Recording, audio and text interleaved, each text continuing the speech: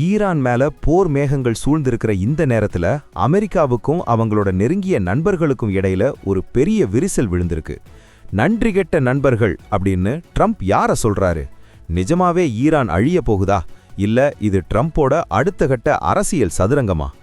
உலகமே உத்து பார்க்கிற ஒரு மிக முக்கியமான போர்க்களத்தை பத்தி தான் இன்னைக்கு நாம விரிவா பார்க்க போறோம். கடந்த சில நாட்களாவே அமெரிக்க அதிபர் டொனால்ட் ட்ரம்ப் சமூக வலைதளங்கள்ல போடுற பதிவுகள் உலக நாடுகளை ஒருவிதமான பதற்றத்திலேயே வச்சிருக்கு. குறிப்பா நேட்டோ நாடுகளை பார்த்து அவர் கேட்டிருக்கிற கேள்விகள் அந்த அமைப்போட எதிர்காலத்தையே கேள்விக்குறியாக்கியிருக்கு. இப்போ இங்க என்ன நடக்குது? ஏன் அமெரிக்கா தனித்து விடப்பட்டதா ட்ரம்ப் உணர்றாரு? இதோட பின்னணிய ஒவ்வொன்னா பார்ப்போம். முதல்ல பிப்ரவரி 28 நடந்த அந்த சம்பவத்தை நாம ஞாபகப்படுத்திக்கணும். அமெரிக்காவும் இஸ்ரேலும் இணைஞ்சு ஈரான் மேல ஒரு மிகப்பெரிய வான்வழி தாக்குதலை நடத்தினாங்க. சர்வதேச ஊடகங்கள் சொல்றபடி ஈரானோட முக்கியமான இராணுவ கட்டமைப்புகள் அந்த தாக்குதல்ல பலத்த சேதத்தை சந்திச்சிருக்கு. இந்த ஒரு தாக்குதலுக்கு அப்புறம் ஈரான் இராணுவ ரீதியா ரொம்பவே பலவீனமாயிடுச்சு அப்படிங்கிறது தான் அமெரிக்காவோட கணிப்பு. ஆனா இந்த இக்கட்டான நேரத்துல அமெரிக்காவுக்கு தோள் கொடுக்க வேண்டிய ஐரோப்பிய நாடுகள், அதாவது நேட்டோ உறுப்பு நாடுகள், ஒரு விதமான மௌனத்தை கடைபிடிக்கிறாங்க. இதுதான் இப்போ ட்ரம்பை செம்ம கடுப்பாக்கியிருக்கு. நேட்டோ நாடுகள் அமெரிக்கா கிட்ட இருந்து எல்லா பாதுகாப்பு பலன்களையும் அனுபவிச்சுட்டு ஒரு போர்னு வரும்போது பின்வாங்கிறது நன்றி கெட்டத்தனம் அப்படின்னு ட்ரம்ப் தன்னோட ட்ரூத் சோஷியல் தளத்துல பகிரங்கமா சாடியிருக்காரு. இங்கேதான் ஒரு முக்கியமான ட்விஸ்ட் இருக்கு. நேட்டோ நாடுகள் ஏன் மௌனமா இருக்காங்க? ஏன்னா ஈரான் கூட ஒரு நேரடி போர்ல இறங்குறது ஐரோப்பிய நாடுகளுக்கு பொருளாதார ரீதியா பெரிய பாதிப்பை உண்டாக்கும். எரிசக்தி தேவைக்காக அவங்க இன்னும் பல நாடுகளை நம்பியிருக்காங்க. ஆனா ட்ரம்ப் என்ன சொல்றாருன்னா, நாங்க உங்களுக்கு பாதுகாப்பு தர்றோம், ஆனா நீங்க எங்களுக்கு உதவி செய்ய மாட்டீங்களா அப்படிங்கிற கேள்வியை முன்வைக்கிறாரு.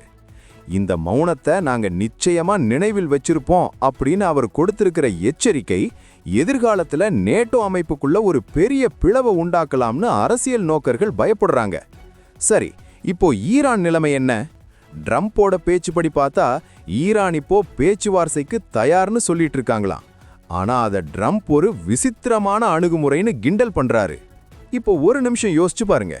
ஒரு போர்னு வரும்போது எல்லா நாடுகளும் ஒன்னா சேர்ந்து நிக்கணுமா, இல்ல அந்தந்த நாடுகள் அவங்க லாபத்தை மட்டும் பார்க்கணுமா? நீங்க என்ன நினைக்கிறீங்கன்னு கீழே கமெண்ட்ல சொல்லுங்க. சரி, இப்போ நாம விஷயத்துக்கு வருவோம். ஈரான் இப்போ ஒரு மிகப்பெரிய இக்கட்டான சூழல்ல இருக்கு. ஒரு பக்கம் உள்நாட்டு பிரச்சனைகள், இன்னொரு பக்கம் பொருளாதார சரிவு. அமெரிக்காவோட முன்மொழிவை, அதாவது டீல ஏத்துக்கிட்டா தப்பிக்கலாம், இல்லனா ராணுவ ரீதியா முழுமையான அழிவை சந்திக்க நேரிடும்னு ட்ரம்ப் மறைமுகமா மிரட்டல் விடுத்திருக்காரு. காலம் கடந்து போயிட்டா அப்புறம் வருத்தப்பட்டு பிரயோஜனம் இல்லைங்கிறது தான் அவரோட வாதம். இது வெறும் மிரட்டலா, இல்ல நிஜமாவே அமெரிக்கா அடுத்த கட்ட தாக்குதலுக்கு தயாராகிக்கிட்டு இருக்கா அப்படிங்கிறது தான் இப்போதைய மர்மம். இந்த விவகாரத்துல இந்தியா மாதிரியான நாடுகளுக்கு என்ன பாதிப்பு இருக்கும்னு நீங்க கேட்கலாம். வளைகுடா நாடுகள்ல போர் பதற்றம் அதிகரிச்சா கண்டிப்பா கச்சா எண்ணெய் விலை உயரும். இது இந்தியாவோட பெட்ரோல் டீசல் விலையில எதிரொலிக்கும். அது மட்டும் இல்லாம அங்க வேலை பார்க்குற லட்சக்கணக்கான தமிழர்களோட வாழ்வாதாரமும் இதனால பாதிக்கப்பட வாய்ப்பிருக்கு. அதனால இது ஏதோ தூரத்துல நடக்கிற போர்னு நாம சாதாரணமா கடந்து போயிட முடியாது. இப்போ சில முக்கியமான கேள்விகளுக்கு பதில பார்ப்போம். இது 3ஆம் உலகப் போருக்கு வழிவகுக்குமா? இப்போதைக்கு வல்லரசு நாடுகள் நேரடியா மோதிக்கல.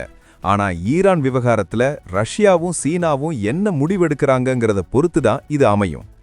ஈரான் நிஜமாவே சரணடையுமா? இப்போதைக்கு ஈரான் மௌனம் காக்குது. ஆனா அவங்க பின்வாங்க வாய்ப்பு குறைவுன்னு சில பாதுகாப்புத்துறை அறிக்கைகள் சொல்லுது. அடுத்த சில வாரங்கள் உலக அரசியல்ல ரொம்பவே முக்கியமானது.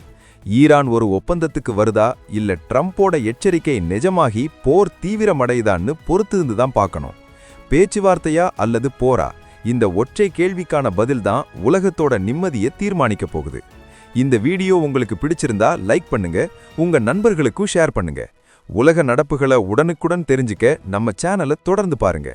அடுத்த ஒரு முக்கியமான செய்தியோட உங்களை சந்திக்கிறேன். நன்றி.